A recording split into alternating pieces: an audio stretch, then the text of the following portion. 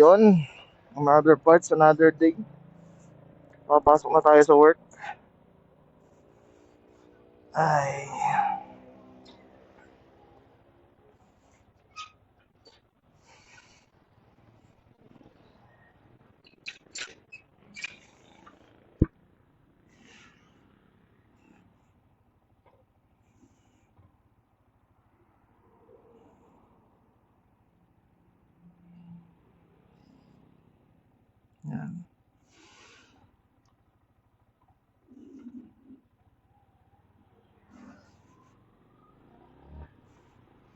So, yon. Papunta na tayo sa work. Work po natin ay sa O-Save tayo. So, sa mga naghahanap ng mga murang daily grocery, mga pangangailangan, mga frozen, alak, beverages, mura lang po kay O-Save.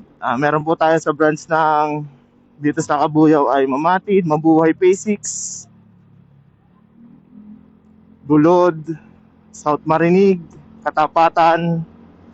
Sa bandang Santa Rosa ay magkakaroon po tayo ng meron po tayo doon Sinalhan, Aplaya, Kaingin sa bandang Santa Rosa. Sa Kalamba naman po meron pong Punta, Siranlupa, Kanlubang at Lake Breeze, Look po. So doon po yung branch ko sa Look.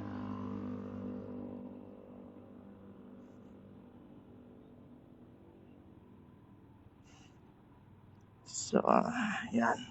Punta tayo dito. Testing lang daw, testing.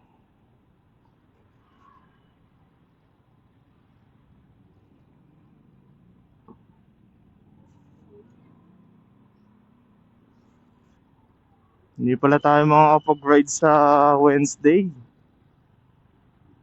Pero siguro makakasaglit tayo sa Tagaytay.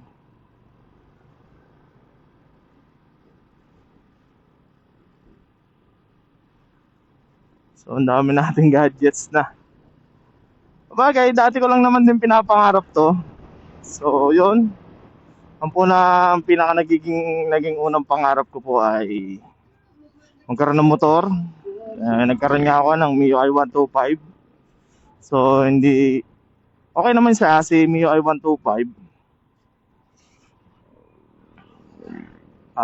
Talagang mas pinorso ko talaga. Yun, nasa puso ko talaga. Yung pangarap ko pa ever since. Ito si Sniper 155. 135 pa lang noon, yung MXI. Malaki gulong. Hanggang sa 2024 naglabas si Sniper 155 ng keyless BBA. So yung kung makikita niyo yung kulay, yung parang color brown. May pagka-brown siya pero parang gray. 'Yon. Dapat 'yon, tas nilabas to. Ito nga nakita ko. Kasi masyado na kasing relate yung blue eh. Although magandang anuhan ng blue, magandang setupan, pero enticing sa mata ko yung mas enticing sa mata ko yung kulay nito ni Tuesday. So sa mga gusto makaalam, ang pangalan ng motor ko ay Tuesday. Kasi yung Innova namin pinangalanan ko kahit hindi akin yun, kay Airpass kasi yun. Pinangalanan ko yun ng Monday. So sa mga nakakalam, yun talaga pangarap ko, magkaroon ng Monday hanggang Sunday na sasakyan. In God's will naman, sana sa lahat ng pagsisipag natin may mangyari. Okay?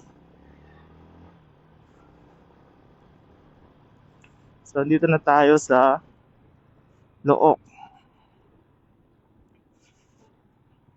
So, welcome to my daily vlog. Yan. Medyo luma na yung helmet ko. Pero love na love ko to. Kasi ito yung galing sa bulsa kong helmet na binili. Lahat may sentimental value sa akin. Sa mga simula sa nagbigay, sa lahat ng mga nabili ko. Lahat may sentimental value.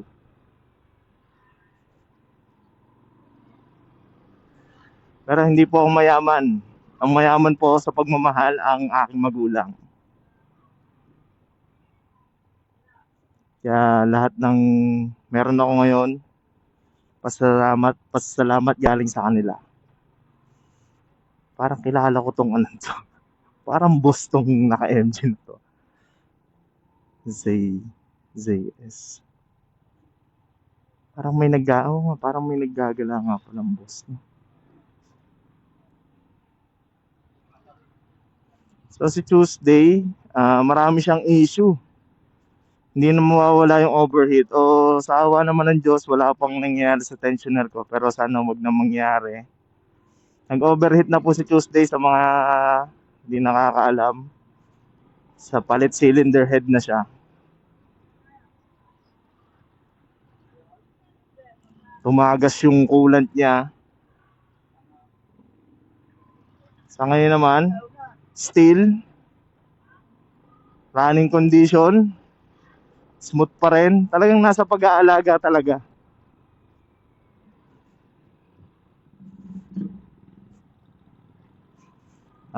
Ngayon naman, nakikita ko na naman, nagtatagas na naman yung radiator. So, pinaplan ko na din siyang paltan. Parang sinasite ko yung Ataka na big radiator. Same with Racing Monkey. Pero, kung kaya-kaya ng budget, RDT. Pero, soon pa naman yun. Goods pa naman yung kahit nalagyan ko naman siya ng epoxy. For the meantime. Dito pa lang naman ako ngayon sa pagbablog natin, mukhang kung saan na naman tayo makakarating. Katulad nung nangyari sa akin sa Vivo. Yung sa Vivo kasi is concept store coordinator ako. So, mostly, nasa field ako. Ang daming napuntahan nun ni Buddy. Yung MIUI 125 ko. Sa ngayon, nakita ko siya. Ganun pa rin, ang kinis pa rin. Ang kinis pa rin niya. Tapos yung may-ari sabi ay nakapag long ride na daw ng Bicol. Sana all. No? Pero makakarating din tayo doon. Sa ngayon is focus muna tayo sa kung anong meron tayo. So, dito na tayo sa Lake Breeze. Dito yung store namin.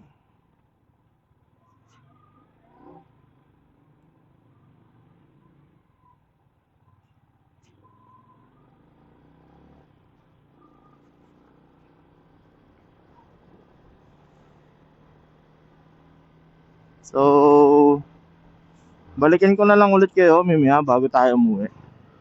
I-on ko po ulit yung record ko. Sa ngayon, ito muna ang ating mini vlog papunta sa work. Welcome to my daily life. Daily life na nangyayari sa atin. So, yun muna ang ating content. So, thank you. Follow lang po ang ating page for more info. Meron din tayong mini shop. Pangalan niya yung Jam Jam Moto Shop. So, yung Jam Jam po ay kinuha ko sa pangalan ng aking mabait na anak.